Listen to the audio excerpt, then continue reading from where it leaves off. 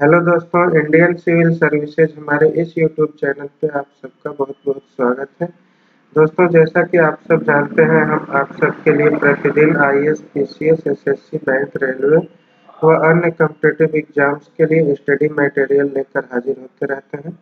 तो दोस्तों, इसी कड़ी में आज हम आप सबके सामने न्यायपालिका और संसद के बीच संबंध इस टॉपिक को लेकर हाजिर हुए हैं।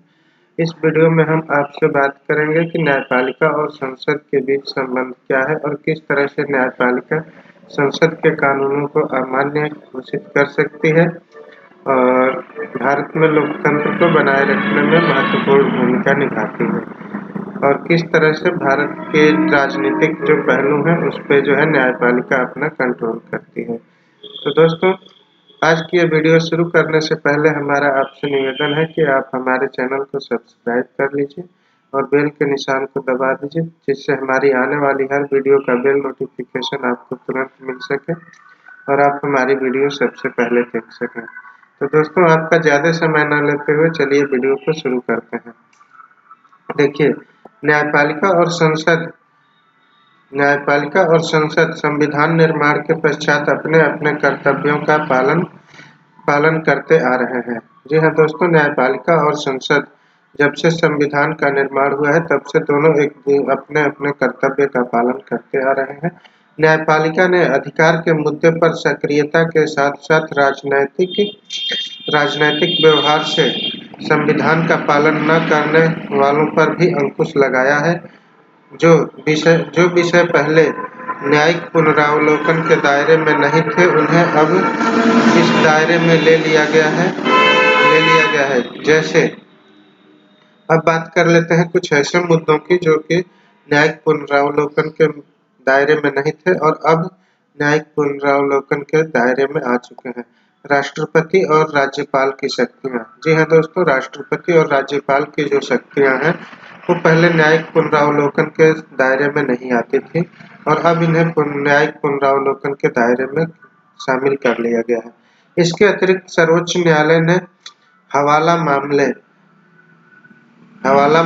नरसिंह राव मामले और पेट्रोल पंपों के अवैध आवंटन जैसे सीबीआई को निर्देश दिया कि वह भ्रष्ट राजनेताओं और नौकरशाहों के विरुद्ध जांच करे।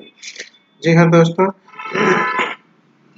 देखिए, जो राष्ट्रपति और राज्यपाल की शक्तियां हैं, इसके अतिरिक्त सर्वोच्च न्यायालय ने हवाला मामले और नरसिंह राव मामले और पेट्रोल पंपों के अवैध आवंटन जैसे मामलों में सीबीआई को निर्देश दिया कि वह भ्रष्ट राजनेताओं और नौकरशाहों के विरुद्ध जांच करे और उचित कार्रवाई करे। तो दोस्तों, ये तो रही कुछ बातें जो न्याय की संसद के संबंध के बीच की बात रही। अब आइए वीडियो में आगे बढ़ते हैं और अगला पॉइंट देखते हैं क्या है। अगला पैराग्राफ है, भारतीय संविधान शक्ति के सीमित बंटवारे, अवरोध और संतुलन के सिद्धांत पर आधारित है। जी हाँ दोस्तों, भारतीय संविधान जो है वो शक्ति के सीमित बंटवारे, मतलब हर क्षेत्र के लिए अलग अलग शक्तियां दी गई हैं जो कि सीमित हैं और अवरोध के संतुलन पर कार्य करता है। सरकार के प्रत्येक अंग का अपना कार्य क्षेत्र है। संसद या विधायिका का कार्य कानून बनाना। संसद या विधायिका का कार्य क्या है? तो कानून बनाना है। कार्यपालिका का कार्य उन कानूनों का क्रियान्वयन करना है। कार्यपालिका का कार्य जो है यह है कि वो संसद द्वारा बनाए गए कानूनों का कार्यान्वयन करे, कानूनों का पालन करवाए लोगों से। और न्यायपालिका का कार्य विधायिका द्वारा बनाए गए कानूनों, नियमों और विनियमों एवं कार्यपालिका द्वारा किए गए कार्यों की जांच करना है। लेकिन पृथक कार्यों के होते हुए भी विधायिका और न्यायपालिका तथा कार्यपालिका और न्यायपालिका के बीच मतभेद भारतीय राजनीति की विशेषता रही है। जी हाँ दोस्तों, जैसा कि आप देख पा रहे हैं, न्यायपालिका, कार्यपालिका और विधायिका इन सब का कार्य अलग अलग है, फिर भी जो है न्यायपालिका, कार्यपालिका और विधायिका के बीच मतभेद शुरू से चलते आ रहे हैं। ये भारतीय राजनीति की एक विशेषता है। अब आइए वीडियो में आगे बढ़ते हैं और देखते हैं आगे क्या है। देखिए अगला पैराग्राफ कहता है, संविधान लागू होने के बाद संपत्ति के अधिकार पर रोक लगाने की संसद की शक्ति पर विवाद खड़ा हो गया। संविधान लागू होने के बाद जो है संपत्ति के अधिकार पर रोक लगाने की संसद की शक्ति पर विवाद खड़ा हो गया। संसद संपत्ति के अधिकार पर कुछ प्रतिबंध लगाना चाहती थी जिससे भूमि सुधारों को लागू किया जा सके। न्यायालय ने निर्णय दिया कि संसद मौलिक अधिकारों को सीमित नहीं कर सकती। जी हाँ दोस्तों, संसद जो है संपत्ति के अधिकार पर प्रतिबंध लगाना चाहती थी जिससे भूमि सुधार को लागू किया जा सके, लेकिन न्यायालय ने निर्णय दिया कि संसद मौलिक अधिकारों का जो जनता के मौलिक अधिकार हैं जो संविधान द्वारा आम आदमी को प्रदान किए गए हैं उन पर संसद रोक नहीं लगा सकती है। ये निर्णय माननीय न्यायालय ने दिया। अब देखिए अगला टॉपिक, संसद ने तब संविधान में संशोधन करने का प्रयास किया, लेकिन न्यायालय ने कहा कि संविधान के संशोधन के द्वारा मौलिक अधिकारों को सीमित नहीं किया जा सकता है। देखिए, जब संपत्ति के अधिकार में संसद का संशोधन करना चाहती थी तो न्यायालय ने निर्णय दिया कि मौलिक अधिकारों को सीमित नहीं किया जा सकता है। तब संसद ने संविधान में संशोधन करने का प्रयास किया, लेकिन न्यायालय ने कहा कि संविधान में संशोधन के द्वारा मौलिक अधिकारों को सीमित नहीं किया जा सकता है। अब देखिए आगे क्या हुआ। 1967 से 1973 के बीच यह विवाद काफी गहरा गया। सन 1967 से 1973 के बीच जो है इस बात पर विवाद काफी गहराता चला गया और भूमि सुधार कानूनों के अतिरिक्त निवारक नजरबंदी कानून, नौकरशाहियों में आरक्षण संबंधी कानून, सार्वजनिक उद्देश्य के लिए निजी संपत्ति के अधिग्रहण संबंधी कानून और अधिग्रहित निजी संपत्ति के मुआवजे संबंधी कानून आदि इस प्रकार विवाद के उदाहरण हैं।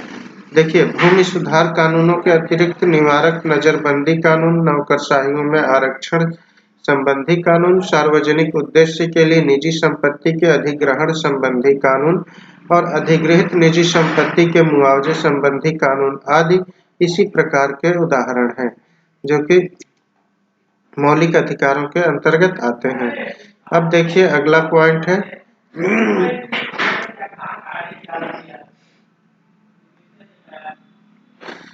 उन्नीस सौ 1973 में सर्वोच्च न्यायालय ने यह निर्णय दिया कि जो संसद और न्यायपालिका के संबंधों के नियमन में बहुत ही महत्वपूर्ण हो गया।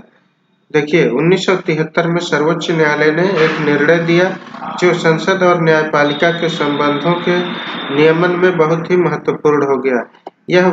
यह वाद केशवानंद भारती बनाम केरल राज्य के रूप में प्रसिद्ध हो गया। जी हाँ दोस्तों, यह मुकदमा जो है केशवानंद भारती बनाम केरल राज्य के रूप में बहुत ही प्रसिद्ध हो गया और ये इतना चर्चित हो गया कि यूपीएससी और अन्य स्टेट पीसीएस, लोअर पीसीएस व अन्य कॉम्पिटिटिव एग्जाम में इससे बार बार क्वेश्चन आते रहते हैं और इस संविधान में एक तरह से बिल्कुल स्थापित हो गया इसको, और आने वाले समय में इसको मद्देनजर रखते हुए निर्णय दिए जाएंगे।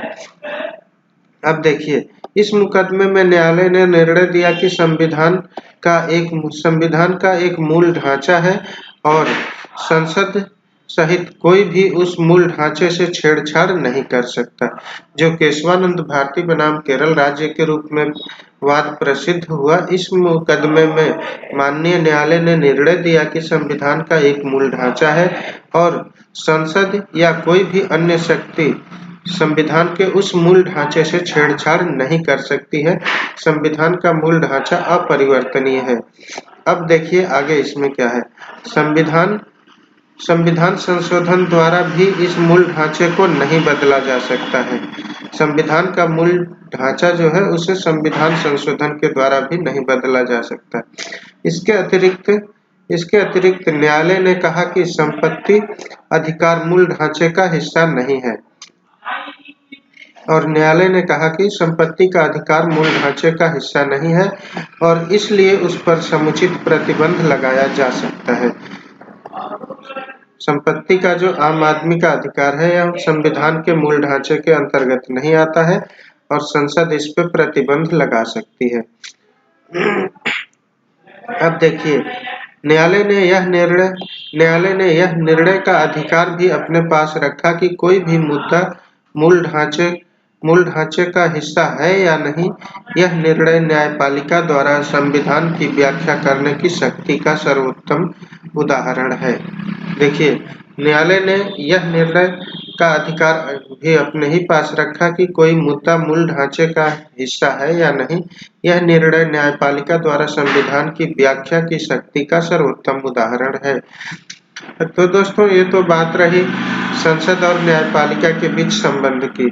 आज हमने आपसे डिस्कस किया कि संसद और न्यायपालिका के बीच क्या संबंध है। तो दोस्तों, आज की ये वीडियो यहीं संपन्न करने की हम आपसे इजाजत चाहते हैं।